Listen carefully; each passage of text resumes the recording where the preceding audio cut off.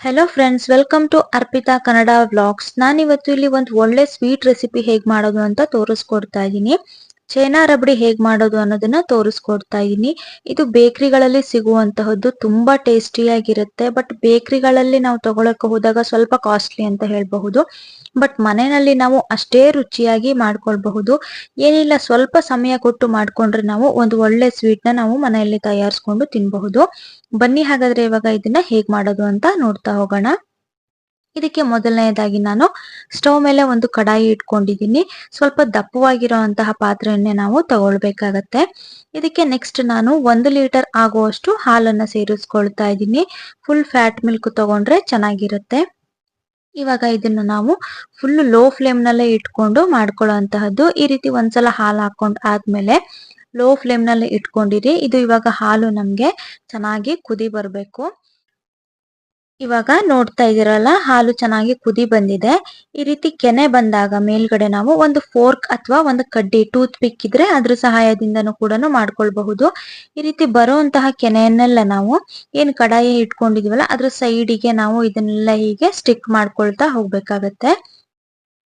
ಇವಾಗ ನೆಕ್ಸ್ಟ್ ನೋಡ್ತಾ ಇದ್ದೀರಲ್ಲ, ಚೆನ್ನಾಗಿ ಈ ರೀತಿ ಎಲ್ಲದನ್ನು ಕೂಡ ಸ್ಟಿಕ್ ಮಾಡ್ಕೊಳ್ತಾ ಹೋಗ್ಬೇಕು. ನಾವು ಮೀಡಿಯಂ ಲೋ ಫ್ಲೇಮ್ ನಲ್ಲೇ ಇಟ್ಕೊಂಡು ಈ ರೀತಿ ಮಾಡ್ಕೊಳ್ಳಿ. ಹೈ ಫ್ಲೇಮ್ ಮಾಡ್ಕೊಂಡ್ಬಿಟ್ರಿ ಅಂದ್ರೆ ಹಾಲು ಕೆಳಗೆ ತಳ ಹಿಡಿದ್ಬಿಡುತ್ತೆ. ಈ ರೀತಿ ಕೆನೆ ಬಂದಾಗೂನು ನಾವು ಈ ರೀತಿ ಸ್ಟಿಕ್ ಮಾಡ್ಕೊಳ್ತಾ ಹೋಗ್ಬೇಕಾಗತ್ತೆ ಕೆನೆಯನ್ನ. ಅಥವಾ ಈ ರೀತಿ ನೋಡ್ತಾ ಇದೀರ ನೋಡಿ, ಈ ರೀತಿ ನಾವು ಪಡ್ಡೆ ಎತ್ತೋ ಅಂತ ಏನು ಇದು ಸ್ಟಿಕ್ ಇರುತ್ತೆ, ಇದರಲ್ಲಿ ಕೂಡ ನಾವು ಮಾಡ್ಕೊಳ್ಬಹುದು. ಈ ರೀತಿ ನಮ್ಗೆ ಹಾಲೆಲ್ಲ ಏನಿದೆ ಫುಲ್ ಬತ್ತಿ ನಮ್ಗೆ 1/4 ಲೀಟರ್ ಆಗುವಷ್ಟು ಹಾಲು ಆಗ್ಬೇಕು. ಅಲ್ಲಿವರೆಗೂ ನಾವು ಕೆನೆ ಬಂದಾಗುನು ಈ ರೀತಿ ಸೈಡ್ಗೆ ಅಂಟಿಸ್ಕೊಳ್ತಾ ಹೋಗ್ಬೇಕಾಗತ್ತೆ. ಇವಾಗ ನೋಡ್ತಾ ಇದ್ದೀರಾ, ಹಾಲು ಸುಮಾರು ಅರ್ಧ ಲೀಟರ್ಗಿಂತ ಕಮ್ಮಿ ಆಗುವಷ್ಟು ಆಗಿದೆ. ಇದು ಇನ್ನೂ ಕೂಡ ನಮ್ಗೆ ಇನ್ನೊಂದ್ ಸ್ವಲ್ಪ ಹೊತ್ತು ಬತ್ಬೇಕಾಗತ್ತೆ. 1/4 ಲೀಟರ್ ಆಗುವಷ್ಟು ಆಗ್ಬೇಕಾಗತ್ತೆ.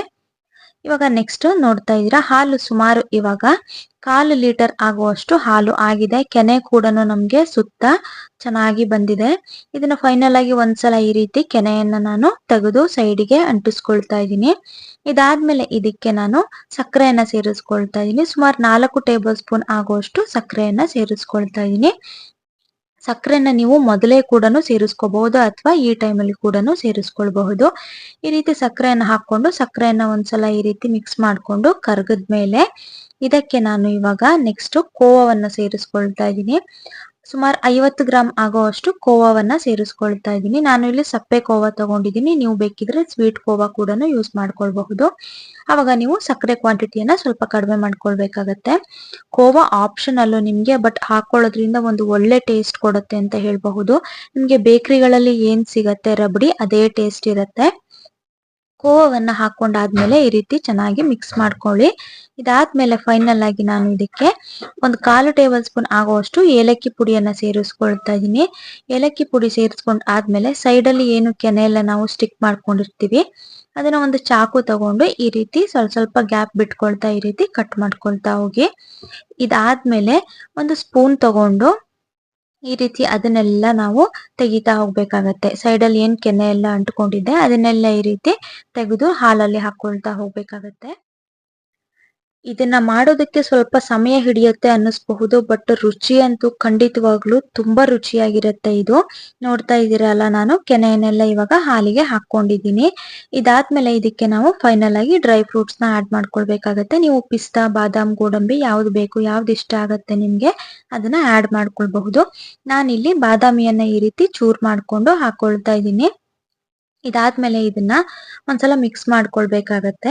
ಒಂದ್ಸಲ ಮಿಕ್ಸ್ ಮಾಡ್ಕೊಂಡಾದ್ಮೇಲೆ ಇದನ್ನ ನಾವು ಹೀಗೆ ತಿನ್ನೋದಕ್ಕಿಂತ ಫ್ರಿಡ್ಜ್ ನಲ್ಲಿ ಇಟ್ಟು ಕೂಲ್ ಮಾಡ್ಕೊಂಡು ತಿಂದ್ರೆ ತುಂಬಾ ರುಚಿಯಾಗಿರುತ್ತೆ. ನಾನು ಇದಾದ್ಮೇಲೆ ಇವಾಗ ಇದನ್ನ ಒಂದು ಬೌಲ್ಗೆ ಹಾಕಿ ಫ್ರಿಡ್ಜ್ ನಲ್ಲಿ ಒಂದು 2 ಅವರ್ಸ್ ಇಡ್ತಾ ಇದ್ದೀನಿ. ಇವಾಗ ನಾನು 2 ಅವರ್ಸ್ ಇಟ್ಟಿದ್ದೀನಿ. ತುಂಬಾ ರುಚಿಯಾಗಿದೆ. ಎಲ್ರಿಗೂ ಕೂಡ ಖಂಡಿತ ಇಷ್ಟ ಆಗತ್ತೆ. ನೀವು ಕೂಡ ಮನೆಯಲ್ಲಿ ಒಂದ್ಸಲ ಟ್ರೈ ಮಾಡಿ ನೋಡಿ. ಹೇಗ್ ಬಂತು ಅಂತ ಕಮೆಂಟ್ ಮಾಡಿ ತಿಳಿಸಿ. ಹಾಗೇನೆ ವಿಡಿಯೋ ಇಷ್ಟ ಆದ್ರೆ ಒಂದು ಲೈಕ್ ಮಾಡಿ.